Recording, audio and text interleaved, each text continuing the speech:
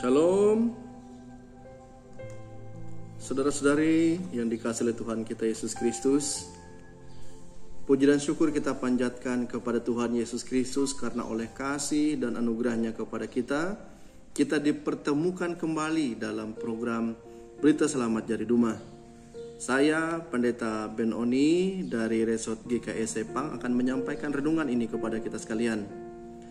Sebelum kita mendengarkan firman Tuhan dan merenungkannya, marilah kita terlebih dahulu menenangkan hati, mempersiapkan diri agar setiap kebenaran yang disampaikan dapat menjadi pedoman dalam kehidupan kita sehari-hari.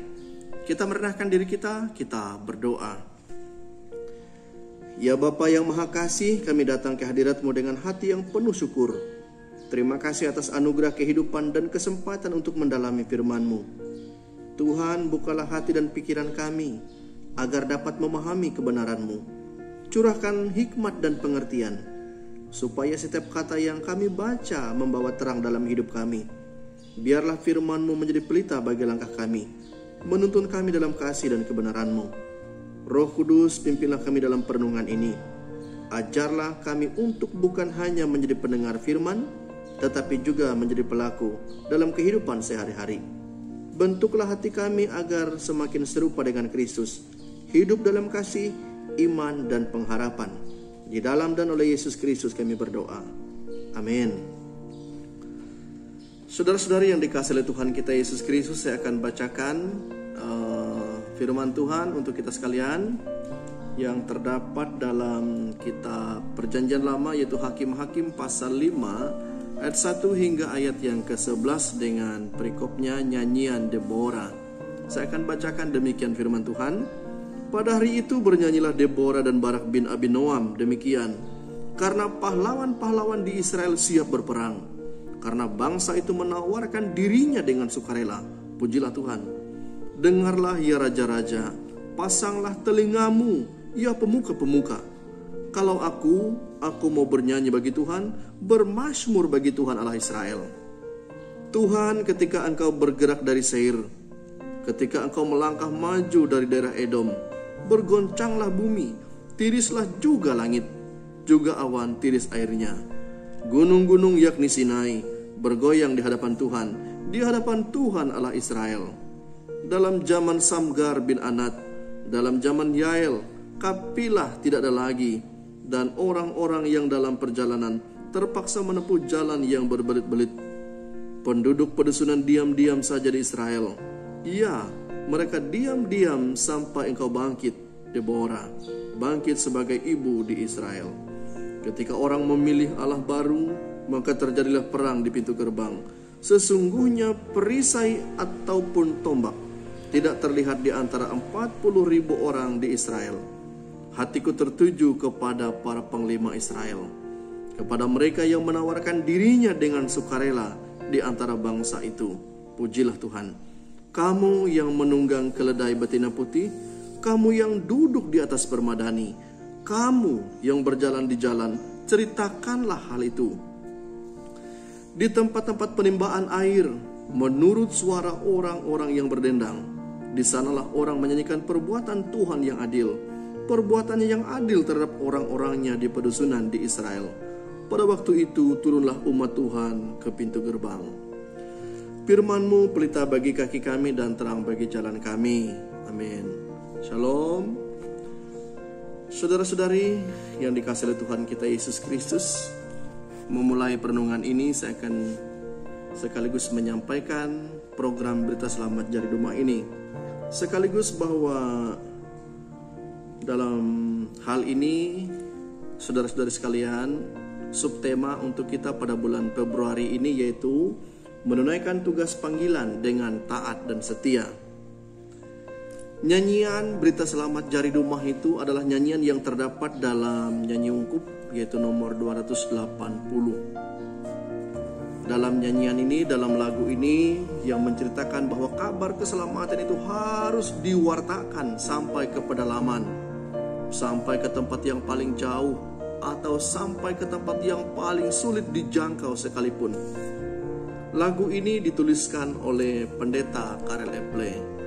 Ia adalah seorang misionaris yang berasal dari Jerman, yang merupakan bagian dari Basler Mission Gesellschaft, yang merupakan sebuah lembaga misi Kristen Protestan yang berbasis di Basel, Swiss. Pendeta Karel Epple, ia ditugaskan, ia diutus ke Pulau Kalimantan untuk menyebarkan ajaran Kristen dan mendirikan jemaat. Dan dia menjalankan pelayanan sampai ke daerah Pehuluan. Dalam rangka ia menjalankan pelayanan itu, tentunya dia harus melewati berbagai tantangan dan rintangan. Akses yang sangat sulit untuk dijangkau, bahkan yang dipenuhi dengan riam-riam, bahkan arus yang sangat deras, bahkan hambatan-hambatan yang lain yang juga menyulitkan perjalanan. Tetapi meskipun hal demikian itu dihadapi, tetapi dia tidak pernah mundur, tetapi dia tetap melaksanakan tugas pelayanannya dengan baik. Pertanyaan kita di tengah tantangan yang sedemikian besar dan berat, mengapa dia kok mau melaksanakan tugas dan panggilan ini? Nah, tentunya kita percaya bahwa kenapa dia mau melakukan itu? Karena ia adalah orang yang percaya bahwa yang memanggil dan mengutusnya itu adalah Tuhan. Dan ketika Tuhan yang mengutus, maka Tuhan itu pula yang akan menyertainya. Ia menunaikan tugas panggilannya dengan taat dan setia. Ia tidak menyerah, dia tidak mundur, tetapi terus berjuang. Dalam 1 Korintus pasal 15 ayat 58, karena itu saudara-saudaraku yang kekasih, berdirilah teguh, jangan goyah, dan giatlah selalu dalam pekerjaan Tuhan, sebab kamu tahu bahwa persekutuanmu dengan Tuhan, jerih payahmu tidak sia-sia. Ayat ini mengingatkan bahwa setiap usaha dan pelayanan yang dilakukan untuk Tuhan itu pasti memiliki makna dan tidak pernah sia-sia. Pendeta Karel Epple menjalankan tugas panggilannya dengan baik, dan dia menjalankannya dengan sebaik mungkin, dan ia percaya apapun yang ia lakukan dalam pewartaannya tidak akan pernah menjadi sia-sia, tetapi akan menjadi berkat bagi banyak orang. Yang selanjutnya, kalau dalam pelayanan itu melewati perjuangan dalam pelayanan dan penyertaan Tuhan itulah sehingga nyanyian berita selamat dari domah itu dituliskan. Tidak akan ada nyanyian ini jika tidak ada perjuangan. Tidak akan ada nyanyian syukur ini kalau pendeta Karel Epple itu mundur. Dan saat ini pun kita mengenal pendeta Karel Epple itu dalam bingkai ataupun gambar yang ada di Majelis Sinode. Dia adalah ketua Majelis Sinode yang pertama. Sehubungan dengan hal demikian, saudara-saudari yang dikasihi oleh Tuhan kita Yesus Kristus, dalam kitab Hakim-Hakim pasal 5 ayat 1 hingga ayat yang ke-11 ini pula berisi nyanyian Deborah dan Barak. Tidak akan ada nyanyian Deborah dan Barak jika mereka tidak memenuhi tugas panggilannya. Tetapi ketika mereka memenuhi tugas panggilan itu, tentunya tidak mudah yang mereka hadapi, karena mereka harus berhadapan dengan Raja Yabin, Raja Kanaan, dan panglima perang yang juga sungguh terkenal. Dia adalah Sisera. Pasukan Kanaan adalah pasukan yang memiliki persenjataan yang sangat canggih, memiliki persenjataan yang sangat lengkap, dan disinilah orang Israel itu berhadapan dengan orang Kanaan. Orang Israel tidak memiliki perlengkapan senjata yang lengkap seperti yang dimiliki oleh orang Kanaan. Bahkan perbandingan kekuatannya itu, dalam kesempatan ini kita akan lihat bahwa perbandingan kekuatan yang secara logis bagi kita, secara ukuran manusia bagi kita adalah yang pertama dari sisi jumlah. Jumlah tentara Israel itu hanya 10.000, tetapi jumlah pasukan Kanaan itu tidak terhitung banyaknya. Yang selanjutnya itu persenjataan. Senjata yang dimiliki oleh orang Israel itu adalah pedang dan juga tombak. Sementara orang Kanaan memiliki 900 kereta besi dan senjata lengkap. Yang selanjutnya dari sisi strategi, orang Israel itu hanya mengenalkan taktik dan menanti janji Tuhan. Sementara orang Kanaan adalah orang yang mengenalkan kekuatan militer, bahkan senjata yang canggih. Kalau ukurannya adalah ukuran kita manusia, mustahil orang Israel itu memperoleh kemenangan. Tetapi dalam kesempatan ini, bahwa dalam pertempuran ini, ketika Tuhan campur tangan dengan mengirimkan badai dan mengirimkan banjir yang membuat kereta-kereta perang Sisera itu menjadi tidak berguna. Ketika situasi ini terjadi, maka paniklah tentara Kanaan ini. Dalam kepanikan yang demikian, sehingga mereka tidak lagi berkonsentrasi. Mereka menjadi takut luar biasa. Dan ini membuktikan bahwa kemenangan itu tidak hanya ditentukan oleh kekuatan daripada manusia, tetapi kemenangan itu juga ditentukan oleh kuasa dan kehendak daripada Tuhan. Mazmur 44 ayat yang keempat menyatakan begini, sebab bukan dengan pedang mereka menduduki negeri, bukan lengan mereka yang memberikan kemenangan, melainkan tangan kananmu dan lenganmu dan cahaya wajahmu, sebab engkau berkenan kepada mereka. Artinya kemenangan itu diperoleh dengan pertolongan Tuhan. Ibu bapak sekalian yang dikasihi oleh Tuhan kita Yesus Kristus, nyanyian yang disampaikan, nyanyian yang dituliskan oleh Karel Epple, nyanyian yang dinaikkan oleh Deborah dan Barak, tentunya nyanyian ini ada ketika mereka memperoleh kemenangan, dan juga ketika mereka berjuang dan menjalankan panggilan dengan taat dan setia. Saudara-saudari yang dikasihi oleh Tuhan kita Yesus Kristus, dari semua ini apa yang mau disampaikan? Yang mau disampaikan yang pertama itu adalah menyadari bahwa panggilan itu adalah dari Tuhan. Karel Epple itu tahu bahwa dia dipanggil, diutus oleh Tuhan. Jadi apapun tantangan rintangan yang ia hadapi, dia tidak mundur, karena dia percaya bahwa yang mengutusnya itu akan menyertainya, sehingga dia tetap maju, dia tetap melayani, dan buah daripada pelayanannya itu tidak menjadi sia-sia, tetapi sungguh diberkati. Demikian pula Deborah bersama dengan Barak. Mereka tidak langsung menyatakan bahwa kemenangan ini adalah karena saya berhasil memimpin, kami berhasil memperoleh kemenangan. Tidak demikian. Deborah dan Barak menaikkan ucapan syukur kepada Tuhan melewati nyanyian ini, karena Tuhanlah yang bertindak, Tuhanlah yang menolong, Tuhanlah yang menyertai mereka, sehingga mereka memperoleh kemenangan. Jadi mereka tidak merasa hebat, jadi mereka tidak langsung mengagungkan diri mereka sendiri, tetapi melihat bahwa kemenangan itu terjadi sungguh karena penyertaan daripada Tuhan. Yang kedua, taat dalam menjalankan perintah Tuhan. Sebelum kemenangan, umat Israel itu dalam penderitaan karena mereka berpaling daripada Tuhan. Tetapi begitu mereka kembali dan taat, maka Tuhan yang bertindak dan membebaskan mereka dan memberikan kemenangan kepada mereka.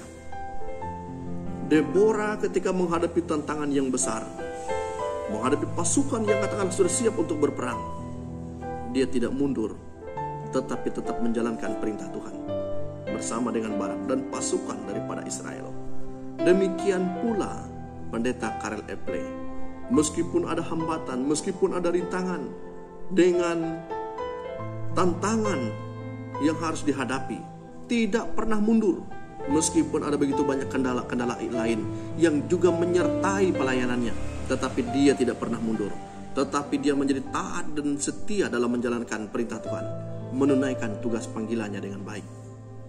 Yang selanjutnya, setia dalam menggenapi panggilan Tuhan. Deborah dan Barak tidak melarikan diri. Demikian juga Karel Epple tidak meninggalkan pelayanan, tetapi mereka setia dan mereka tetap berjuang. Dan buah daripada perjuangan itulah mereka memperoleh kemenangan. Deborah dan Barak dengan pertolongan Tuhan, dengan tuntunan Tuhan, mereka memperoleh kemenangan.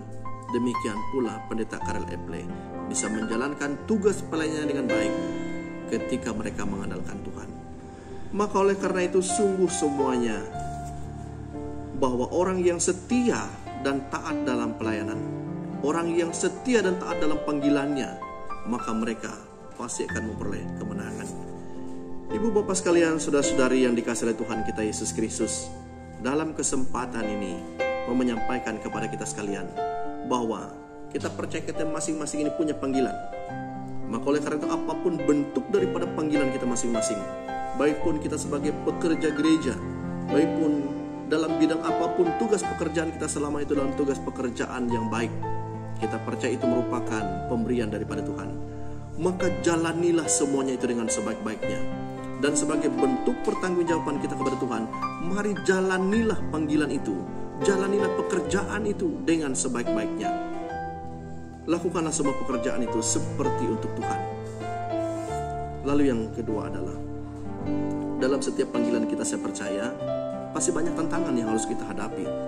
Tetapi ingatlah, Pendeta Karel Eple, Deborah dan Barak bisa memperoleh kemenangan karena mereka taat dan setia dalam menjalankan perintah Tuhan, dalam menunaikan panggilannya. Oleh karena itu kita dengan tugas panggilan kita masing-masing, kita harus senantiasa taat dan setia untuk menjalankannya. Karena Tuhan yang mengutus, tidak pernah Ia membiarkan kita untuk mengerjakan pekerjaan sendiri.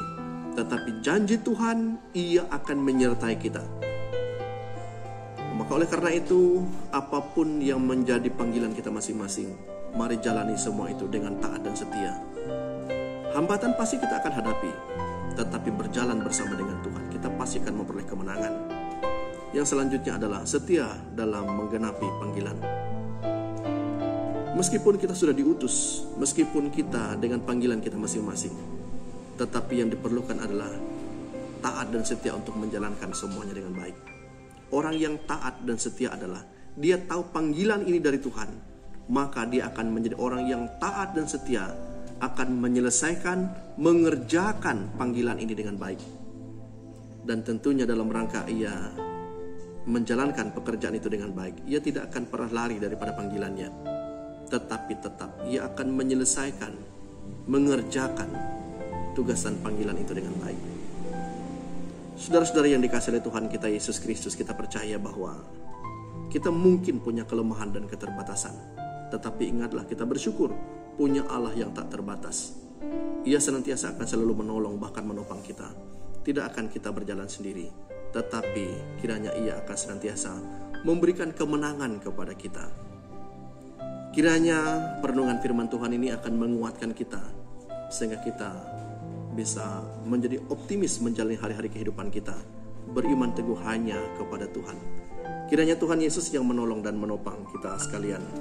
Kita akan bersama-sama merendahkan diri kita bersatu dalam doa, kita berdoa. Ya Tuhan yang maha baik, kami bersyukur atas firman-Mu yang telah kami baca dan renungkan. Terima kasih karena Engkau telah berbicara kepada kami melalui kebenaran-Mu. Tuhan, biarlah firman-Mu berakar dalam hati kami, mengubah cara berpikir, berkata, dan bertindak. Biarlah kami ini akan semakin mencerminkan kasih dan kehendak-Mu. Mampukan kami untuk menjadi pelaku firman, bukan hanya pendengar, sehingga kami hidup menjadi kesaksian bagi kemuliaan-Mu. Roh Kudus, tuntun kami dalam setiap langkah.